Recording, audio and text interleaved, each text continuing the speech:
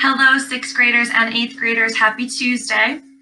I look forward to entering all of your grades this morning for Nearpod, Vocab quiz, and this worksheet yesterday. Please remember that you do need to do all the parts of the lesson to get credit. Right now, unfortunately, we have a really high number of 8th graders who are failing ELA East. That's a grade I will be sending to your high schools, which might make a difference on your acceptance and if you're allowed to continue being accepted there for the fall. Many of my 6th grade friends are skipping parts of the lesson. Guys, be your best selves. You have an opportunity to do your best. Why would you ever do anything less? Let's jump into today's lesson, move quickly through it. I do want you to know that this week we're going to start the process of writing our next essay. Every day's video is going to have something important in it for you to know, and you can't just do the worksheet without the video. So I really, really hope that you pair them together so that you can learn as much as possible. Let's start with the do now. Today's question says, what other activities and meetings would you like to have on Zoom? When you are finished answering that question, go ahead and press play, and we will learn some of our new vocabulary words. All right, 8th grade, it's time for us to jump into Unit 14, Vocab. Meet me on page 176 of your book. We only have 2 units left before you are ready for high school vocabulary-wise. To my friends who have been skipping the vocab, it doesn't affect me, it'll just affect you because your teachers, when you get to high school, will assume that you know these words. And if you don't, it's a complete reflection of your work ethic. So really be mindful of that. Number 1, please say amplify. To amplify is a verb and it means to make stronger, louder, greater. So you might amplify the volume of something by plugging it into a speaker. Word number 2, please say armistice.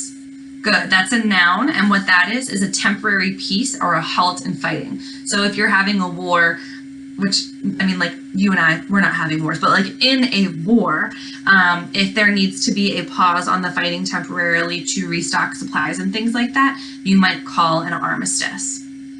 Number 3 is a great word, which is arrogant. This is an adjective, and this is a word that you will hear often in your life and you will use in your life. Someone who is arrogant is too convinced of their own importance. They think that they're better than everybody else and they look down at everybody else. It's not a good thing to be. Number 4, bland. That's an adjective. It means gentle, soothing, mild, lacking taste or interest. I typically find the word bland used most often when something is boring. It could be a bland lesson, a bland book, or a bland meal, but if it's just kind of basic and not flavorful, it would be bland. Number 5, disclaim. To deny interest in or connection with something. So we see disavow as one of the words for here too. It's sort of like to disown something. Number 6, this word is epic. It's spelled not like how you would think epic is spelled, but that's how it's pronounced. And it's a noun that means a time period. So right now we are living in the epic of coronavirus. It will be in history textbooks for the rest of our lives, and so it is an epic. Number 7 is a verb, and that verb is to estrange. When 2 people estrange from each other, they drift apart and become unfriendly, and they have a separation. So if you find like family members maybe that got in a fight and then they haven't talked for a few years, they would be considered estranged. Number 8, gratify. This is a verb, and that means to please or to satisfy. Another synonym for it is to delight. Number 9, infinite. You guys already know the definition of this word. I don't even have to say it. Something that is exceedingly great, inexhaustible, with no limit, totally endless. Number 10, irascible. That is an adjective, and it means made anger and hot-tempered. I want you guys to look at that word and see the word irritable, which is one of its synonyms. So irascible, irritable, someone who's quick to be made easy. That's where we're going to pause for today because we're just going to do 10 words a day. Tomorrow we'll learn the other 10. You are not done yet. You have your writing lesson, which is extremely important to your future, coming up next. So please highlight your vocabulary section green and go back over to your worksheet. All right, guys, welcome back from vocabulary. It's time now for our mini lesson about writing. I'm going to go over pages 8 to 11 of the writing unit that we would be doing in the classroom to teach you a few things. While I'm doing that, I'm going to go over the answers to these questions here.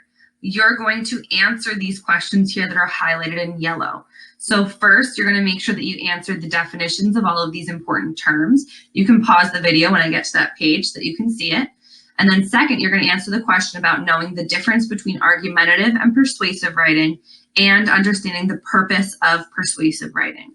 What I'm going to do right now is I'm going to click on over to our documents, and this is what we're going to check out together today. There are lots and lots of reasons in your life of why you would want to be able to persuade people around you to do different things. And unfortunately, only about 20 of you did the Nearpods last week to learn more about that. You 20 will be totally set up for high school and for 7th grade, so good job to you. But when you persuade someone, you want to make them agree with and believe your stance on something. So for example, you might want to persuade your parent to let you have a later bedtime. You might want to persuade your parent to let you have a little bit more freedom in the kitchen of what you're allowed to eat. When you persuade somebody of something, you have to provide them with reasons why they should agree with you. No one's ever said, hey mom, can I have ice cream for breakfast, lunch, and dinner, and expected to get a yes right away instead of saying, here's the reason I would like that, right? So what we're going to be learning to do here is formally learning how to persuade people via writing, which is an extremely important skill. What I have here for you now is an argumentative essay. This essay is going to be arguing about the use of metal baseball bats for children playing baseball. So baseball can be played with a cork bat, a wooden bat, or a metal bat. And this writer that we're going to read together today as a mentor is going to show us how to write an argumentative essay by telling us about metal baseball bats. I'm going to read this to you and you can follow along on your screen. I would suggest making your YouTube video full screen for this part because there are not notes in this one little section here. On March 11th, 2010, a high school pitcher in California was facing a player using a metal bat. When he was hit in the temple, which is your head, by a line drive traveling 100 miles per hour. His skull was crushed and he spent weeks in a coma. Fortunately, after surgery and months of rehabilitation, he survived. The accident brought to the forefront an issue that's been a safety concern ever since the 1970s, when metal bats began being used instead of wooden bats. Metal bats are dangerous, and they should be banned by youth sport leagues for several reasons. Guys, that was an incredible introductory paragraph. The attention catcher had my heart racing about this guy getting hit in the head with a baseball going 100 miles per hour. We learned a little bit of history on this topic, and we learned this writer's thesis statement that metal bats are dangerous and that they should be banned from youth sports. Let's see how these ideas and this thesis is going to be supported in our body paragraphs. Baseballs hit with metal bats travel at a higher rate of speed than those hit with wooden bats. Researcher J.J. Crisco studied aluminum bats and found that they produce a trampoline effect, which means the baseball springs off of the bat at a high rate of speed. This happens so fast that pitchers and infielders don't have time to react, which places them in danger. The New York Times reported that the baseball hit with metal bats travel almost 20 miles per hour faster than baseballs hit with wooden bats. This is a huge difference to a player trying to make a play on a line drive in time. Consequently, the high rate of speed makes using metal bats dangerous. Check out that paragraph had an opening and closing sentence in there. It had two pieces of evidence from reliable people and sources that were mentioned as well. And I want you guys to know as I read this, that this is written by someone who is your age. So this is the level and quality that your writing should be on this topic. This person is in middle school that wrote this as well. Our next supporting paragraph. In addition, there have been many instances of players getting hurt by baseballs hit with metal bats.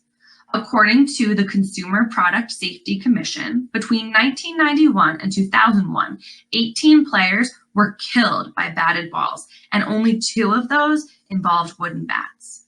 This proves that wood bats are safer than metal. Also, the New York Times reports that several lawsuits have been won by parents who sued metal bat makers after their child had been hurt. After being presented with evidence about the dangers of aluminum bats, judges and juries agreed that they are responsible for injuries. Therefore, a high rate of injuries proves that metal bats are unsafe. Now, this next paragraph, guys, is a different kind of body paragraph. The first 2 support the thesis. The third one does something different. Some people claim that wooden bats are too expensive to supply to the youth leagues because they are not long-lasting. This is true. Even so, a high cost should not matter when safety is concerned. That paragraph is when it says, all right, here's my evidence. Now, somebody might come back and say this to me, but let me tell you why that's wrong. We're going to learn the definition of what that is later. And then we have our conclusion. Metal bats endanger the lives of young baseball players. First, they make the baseball travel at a high rate of speed, making it quite difficult to catch.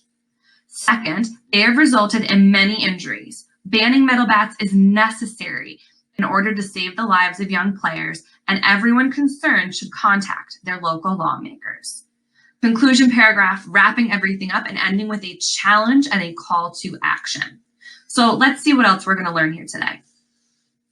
We have right here the differences between argumentative writing and persuasive writing. And I don't think that you need me to read this to you. This is an answer to one of your questions though. So what I'm going to do is zoom in here. I'm going to suggest you pause the video, read these two little paragraphs to yourself, and then go back to your worksheet and answer this question here. What are the differences between argumentative and persuasive writing? So go ahead, where is my thing?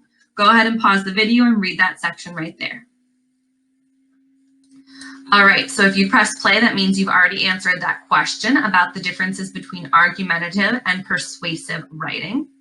We are going to continue working as we scroll down here. I'm going to put these examples somewhere for us to do later for you to determine if it's argumentative or persuasive. We're going to go to the next page. All right, here's our definitions. On your worksheet, you have all of these words typed out right here. Here are the definitions for you. I'm not going to read them to you because you guys don't need that, but you can pause the video and read these and take the notes. Here are your first few words. We have argument, persuasion, claim, evidence, bridge or warrant.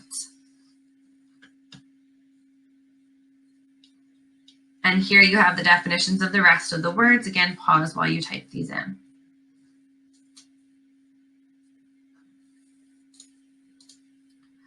All right, you should have found all of the answers to these questions in the video and in the screenshots that I just shared with you. It's time for you to spend 30 minutes reading your dear book, and I look forward to seeing you tomorrow. For the rest of this week, I need you to remember to do every lesson the day that it's due. Here's why. One day we're going to write a thesis, and I'm going to approve it that same day. One day we're going to pick a topic, and I'm going to approve it that same day. So we need to really be working on real time together. Be safe. I look forward to hearing about some successful family teacher conferences, and I cannot wait to get closer to 100% of engagement from my students. Have a great rest of your day.